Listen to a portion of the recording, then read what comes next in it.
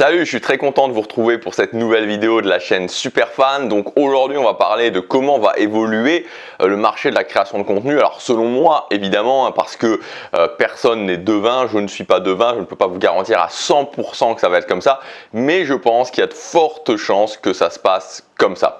Alors juste avant de commencer, si vous vous demandez qui je suis, quel est mon parcours, pourquoi je vous raconte tout ça, je vous encourage à regarder la playlist sur cette chaîne. Vous pouvez aller sur l'accueil de cette chaîne, vous allez voir, il y a une playlist qui s'appelle Commencer ici ou Commence ici, et je vous ai fait 4 vidéos qui sont assez courtes et qui vous retracent à la fois mon parcours. Je vous montre aussi des screenshots de combien j'ai pu générer ces dernières années avec la création de contenu. Je vous explique aussi qu'est-ce que je vous dis sur cette chaîne, la méthode Superfan finalement que je vous explique sur cette chaîne. Voilà, donc c'est un condensé en une quinzaine de minutes, 15-20 minutes de tout ce dont vous avez besoin de savoir pour vraiment bien commencer sur cette chaîne et savoir exactement de quoi on parle. Donc si vous ne l'avez pas encore vu, je vous encourage à prendre le temps de la regarder entièrement. Alors avant de commencer sur quel va être l'avenir, on va faire un rapide retour sur quel a été le passé et le présent de la création de contenu. Donc la création de contenu, ça a vraiment commencé, on va dire, autour de 2008 dans le monde francophone. Et on va dire que globalement, de 2008 à 2015, ça a été principalement du blogging. Voilà, c'était le blogging qui régnait en maître. Donc le blogging sous WordPress, on crée un blog WordPress. Et c'était avant tout comme ça que ça se passait. Moi, quand je suis arrivé dans la création de contenu, ce qui est assez marrant, c'est que je suis arrivé pendant l'année 2014, mi-2014. C'est vraiment en 2015 j'ai commencé à m'y intéresser. Et c'est vraiment en 2015 que je me suis lancé. Et à cette époque-là, il y avait déjà, et ça c'était vraiment assez marrant, enfin quand je vois rétrospectivement maintenant en 2021, à cette époque-là, c'était déjà cette ambiance de ça va se terminer la création de contenu, c'est en train de se terminer la création de contenu. Et en fait, ce qui s'est passé, c'est qu'à cette époque-là, il y a eu une sorte de changement, c'est-à-dire qu'on est passé du blog qui était numéro 1 et on est arrivé sur YouTube, et YouTube est devenu numéro 1. C'est-à-dire qu'aujourd'hui, si vous êtes créateur de contenu, vous pouvez toujours faire un blog. Cependant, il y a quand même une majorité, même des gens qui ont un blog, qui sont sur YouTube. Alors pour tout un tas de raisons, YouTube c'est quand même beaucoup plus simple qu'un blog à mettre en place. Il y a beaucoup moins à se prendre la tête pour le référencement sur YouTube. Il y a aussi cet aspect évidemment quand vous parlez en vidéo, vous créez un lien qui est beaucoup plus fort avec votre audience. Quand votre audience vous voit parler, voilà, la vidéo n'a pas le même impact que le texte peut avoir, même si vous écrivez extrêmement bien.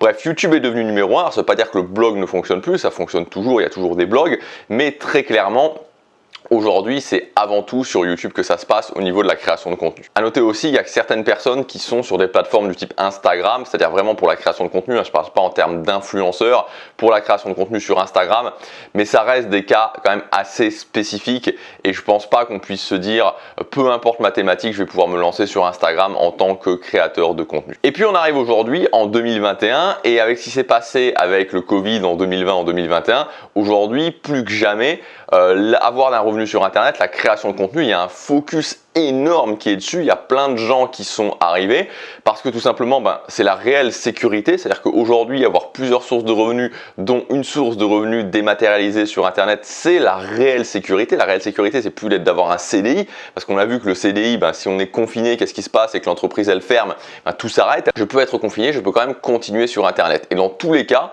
au-delà de la création de contenu, le fait que dans votre vie, vous ayez des sources de revenus multiples, c'est ça la réelle indépendance parce que vous pouvez en perdre une, vous avez toujours une autre ou encore une autre. Donc ça, c'est pour la petite histoire de la création de contenu et je pense que très clairement, aujourd'hui, en 2021, il va y avoir de plus en plus de monde qui va arriver en tant que créateur de contenu. Ça n'est pas prêt de s'arrêter. Maintenant, comment ça va évoluer? Alors vous savez, souvent il y a un petit peu cette peur entre guillemets de l'ubérisation de la création de contenu. Donc l'ubérisation, c'est tout simplement ce qui s'est passé avec les taxis et Uber, c'est-à-dire qu'il y ait une sorte d'application qui écrase toute la concurrence et il y a beaucoup de gens qui parlent notamment de Udemy. Donc Udemy, cette plateforme où globalement sur Udemy, vous pouvez acheter des formations qui font des dizaines et des dizaines d'heures pour très très peu cher. Et certaines personnes se disent pourquoi, alors qu'il y a des formations disponibles sur Udemy qui coûtent 10 € ou 15 € pour 10 heures ou 20 heures ou 30 heures de formation, pourquoi des personnes iraient acheter des formations d'une heure et demie ou 2 heures qui vont coûter 100, 200, 300 ou même beaucoup plus? Moi, mon point de vue, c'est que il n'y aura pas d'ubérisation de la création de contenu, tout simplement parce que déjà Udemy, c'est pas quelque chose qui vient d'arriver. Udemy, ça existe depuis 2010. Si on regarde le marché américain où Udemy a commencé, on est très loin d'avoir un raz-de-marée d'Udemy et des créateurs de contenu qui sont complètement à la ramasse à cause d'Udemy. Ça sera pareil en France et il n'y aura pas de raz-de-marée, il n'y aura pas d'ubérisation à cause d'Udemy, tout simplement parce que la création de contenu, ça va au-delà d'une formation que j'achète, c'est un lien en fait qui est vraiment tissé entre le créateur et son audience. Et ça, c'est pas remplaçable si vous voulez. C'est-à-dire que c'est pas parce que vous avez des coiffeurs qui font des coupes à 5 € ou 10 € que vous n'avez pas de l'autre côté des coiffeurs qui font des coupes à 100 €, même à 500 €, même à 1000 €. Et il y a plein d'autres exemples comme ça. De mon point de vue, il n'y aura pas d'ubérisation de la création de contenu, tout simplement parce que la création de contenu ne se prête pas à l'ubérisation. Oui, il y aura des plateformes de type Udemy, mais si vous voulez, pour moi, je pense que quelqu'un qui achète une formation à 5 € ou 10 € ou 15 € sur Udemy parce que son but c'est de payer 5 €, 10 € ou 15 €, de toute façon n'est pas le même public que quelqu'un qui va acheter une formation à un créateur de contenu à 100 €, 200 € ou plus. Par contre, ce qui risque de se passer selon moi, c'est qu'il va y avoir une professionnalisation de la création de contenu. Et ça, c'est quelque chose qui va arriver. C'est-à-dire que vous allez avoir de plus en plus de personnes, et souvent des personnes qui sont déjà là, qui se sont lancées il y a déjà quelques années, qui vont professionnaliser le marché, c'est-à-dire des gens qui vont avoir des équipes, des gens qui vont avoir des beaucoup plus gros budgets, qui vont pouvoir accaparer plus facilement l'attention avec de la publicité.